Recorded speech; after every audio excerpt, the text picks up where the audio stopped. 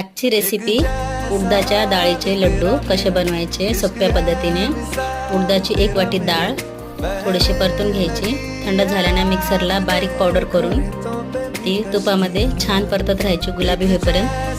ती गुलाबी झाल्यानंतर खालती घ्यायचं। गरम असतानाच 1 वाटी पिठी साखर त्यामध्ये टाकून परतून तूप टाकून ते एकजीव करून त्याचे लाडू बनवून घ्यायचे।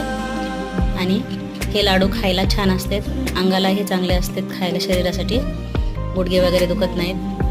त्यासाठी हे लड्डू करून पहा। आवडल्यास लाईक शेअर सबस्क्राईब नक्कीच करा। थँक्यू।